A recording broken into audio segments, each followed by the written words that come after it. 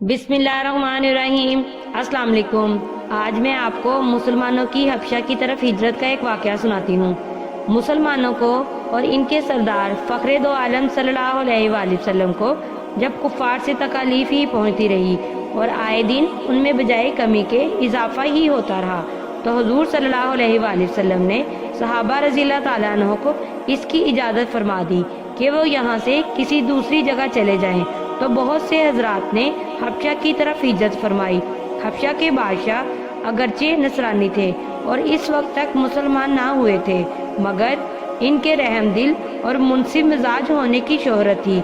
चुनाचे नबूवत के 5वें बरस रजब के महीने में पहली जमात के 11 या 12 मर्द और 4 या 5 औरतों ने हबशा की तरफ हिजरत की। मक्का वालों ने इनका पीछा भी किया कि ये ना जा सके, मगर ये लोग हाथ ना आए। वहाँ पहुँचकर उनको ये खबर मिली कि मक्का वाले सब मुसलमान हो गए और इस्लाम को गलबा हो गया। इस खबर से ये हजरात बहुत खुश हुए और अपने वतन वापस आ गए। लेकिन मक्का मुकरमा के करीब पहुंचकर मालूम हुआ कि ये खबर गलत थी और मक्का वाले इस तरह बिल्कुल इससे भी ज़्यादा दुश्मनी और तकलीफ़ें पहुंचाने में मसरूफ़ हैं। तो बड़ी दिक्कत हुई। उनमें से बाज़ हजरात वहीं से वापस हो गए और बाज़ किसी की पनाह लेकर मक्का मुकरमा में दाखिल हुए। ये हबशा की पहली हिजरत कहलाती है। इसके बाद एक बड़ी जमात ने, जो 83 मर्द और 18 औरतें बताई जाती हैं, मुतफर्रिक तौर पर हिजरत की और ये हबशा की दूसरी हिजरत कहलाती है। बाज़ सहाबा रज़ियल्लाहु ताला अन्हु ने दोनों हिजरतें की और बाज़ ने एक। कुफार ने जब ये देखा कि ये लोग हबशा में चैन की ज़िंदगी बसर करने लगे तो उनको और भी गुस्सा आया और बहुत से तोहफे तहाइफ देकर नजाशी बादशाह हबशा के पास एक वफद भेजा, जो बादशाह के लिए भी बहुत से तोहफे लेकर गया और इसके खवास और पादरियों के लिए भी बहुत से हदिये लेकर गया। जाकर अव्वल हुकाम और पादरियों से मिला और हदिये देकर उनसे बादशाह के यहाँ अपनी सिफारिश का वादा लिया और फिर बादशाह की खिदमत में ये वफद हाजिर हुआ। अव्वल बादशाह को सजदा किया और फिर तोहफे पेश करके अपनी दरख्वास्त पेश की और रिश्वतखोर हुकाम ने तायद की। उन्होंने कहा कि ए बादशाह, हमारी कौम के चंद बेवकूफ़ लड़के अपने कदीमी दीन को छोड़कर एक नए दीन में दाखिल हो गए, जिसको ना हम जानते हैं ना आप जानते हैं, और आपके मुल्क में आकर रहने लगे।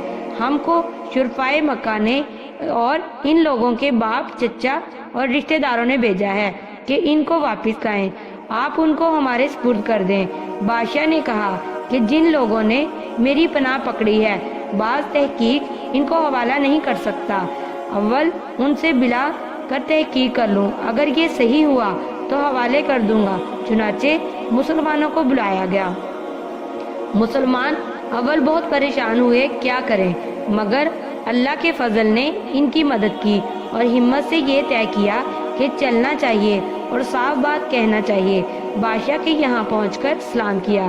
किसी ने एतराज़ किया कि तुमने बादशाह को अदाब शाही के मुवाफिक सजदा नहीं किया।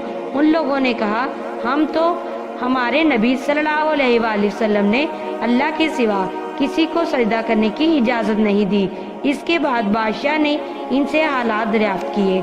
हज़रत जाफ़र रज़ियल्लाहु ताला अन्हु आगे बढ़े और फरमाया कि हम लोग जहालत में पड़े हुए थे, ना अल्लाह को जानते थे ना इसके रसूलों से वाकिफ़ थे। पत्थरों को पूजते थे, मुर्दार खाते थे, बुरे काम करते थे, रिश्ते नातों को तोड़ते थे। हम में इसका कवि ज़ईफ़ को हलाक कर देता था।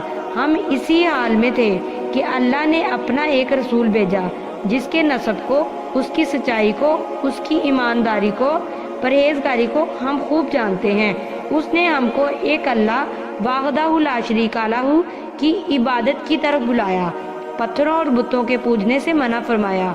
उसने हमको अच्छे काम करने का हुक्म दिया, बुरे कामों से मना किया। उसने हमको सच बोलने का हुक्म दिया, ईमानदारी का हुक्म दिया, सिला रहमी का हुक्म किया, पड़ोसी के साथ अच्छा बर्ताव करने का हुक्म दिया, नमाज, रोज़ा, सदका, खैरात का हुक्म दिया और अच्छे अखलाक के तलीम किए। जना, बदकारी, झूठ बोलना, यतीम का माल खाना, किसी पर तोहमत लगाना, اور اس قسم کے برے اعمال سے منع فرمایا۔ ہم کو قرآن پاک کی تعلیم دی، ہم اس پر ایمان لائے اور اس کے فرمان کی تعمیل کی، جس پر ہماری قوم ہماری دشمن ہو گئی اور ہم کو ہر طرح ستایا۔ ہم لوگ مجبور ہو کر تمہاری پناہ میں اپنے نبی صلی اللہ علیہ وآلہ وسلم کے ارشاد سے آئے ہیں۔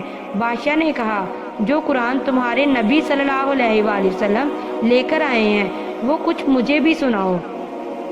حضرت جعفر رضی اللہ تعالیٰ عنہ نے سورہ مریم کی اول کی آیتیں پڑھی، جس کو سن کر بادشاہ بھی رو دیا اور اس کے پادری بھی جو کثرت سے موجود تھے، سب کے سب اس قدر روئے کہ داڑیاں تر ہو گئیں۔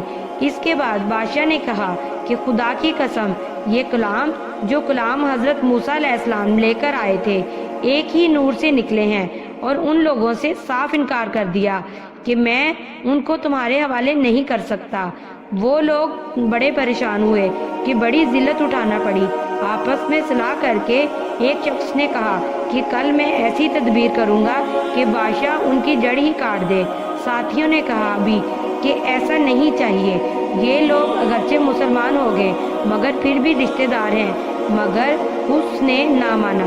دوسرے دن بھی بادشاہ کے پاس گئے اور جا کر کہا کہ یہ لوگ حضرت عیسیٰ علیہ السلام کی شان میں گستاخی کرتے ہیں، ان کو اللہ کا بیٹا نہیں مانتے۔ بادشاہ نے پھر مسلمانوں کو بلایا۔ صحابہ رضی اللہ تعالیٰ عنہ فرماتے ہیں کہ دوسرے دن کے بلانے سے ہمیں اور بھی زیادہ پریشانی ہوئی۔ بہرحال گئے، بادشاہ نے پوچھا کہ تم حضرت عیسیٰ علیہ السلام کے بارے میں کیا کہتے ہو؟ انہوں نے کہا، وہی کہتے ہیں جو ہمارے نبی صلی اللہ علیہ وآلہ وسلم پر ان کی شان میں نازل ہوا کہ وہ اللہ کے بندے ہیں، اس کے رسول ہیں، اس کی روح ہیں اور اس کے کلمہ ہیں، جس کو خدا نے کنواری اور پاک مریم علیہ السلام کی طرف ڈالا۔ نجاشی نے کہا، حضرت عیسیٰ علیہ السلام بھی اس کے سوا کچھ نہیں فرماتے۔ پادری لوگ آپس میں کچھ چیخ چیخ کرنے لگے۔ بادشاہ نے کہا کہ تم جو چاہے کہو۔ اس کے بعد نجاشی نے ان کے تحفے واپس کر دیے اور مسلمانوں سے کہا، تم امن سے ہو، جو تمہیں ستائے اس کو تاوان دینا پڑے گا، اور اس کا اعلان بھی کرا دیا کہ جو شخص ان کو ستائے گا اس کو تاوان دینا ہوگا۔ اس کی وجہ سے وہاں کے مسلمان کا اکرام اور بھی زیادہ ہونے لگا اور اس وفد کو ذلت سے واپس آنا پڑا۔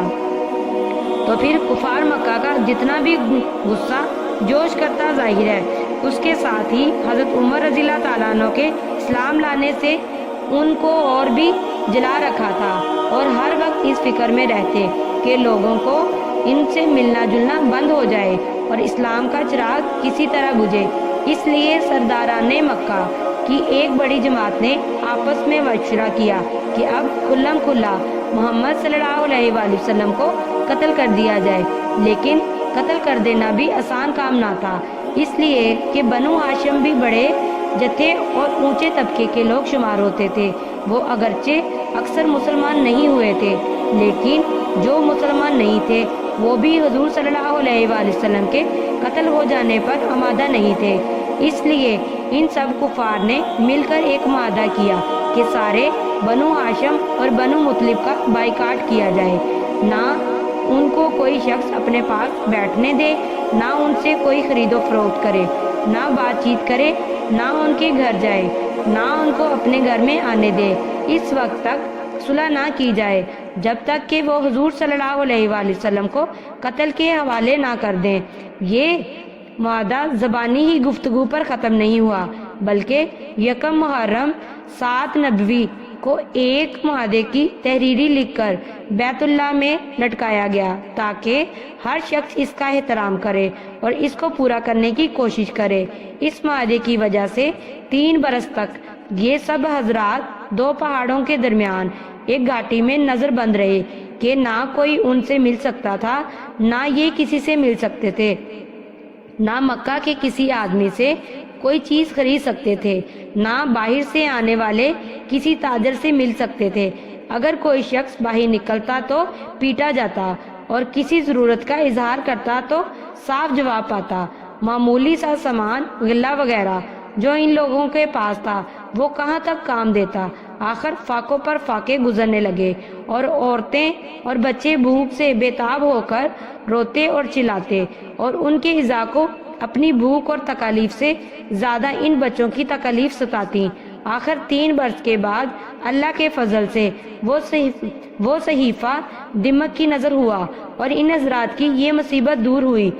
3 برس کا زمانہ ایسے سخت بائیکاٹ اور نظر بندی میں گزرا اور ایسی حالت میں ان حضرات پر کیا گیا مشقتیں گزری ہوں گی، وہ ظاہر ہے، لیکن اس کے باوجود صحابہ کرام رضی اللہ تعالیٰ عنہ نہایت ثابت قدمی کے ساتھ اپنے دین پر جمے رہے، بلکہ اس کی اشاعت فرماتے رہے۔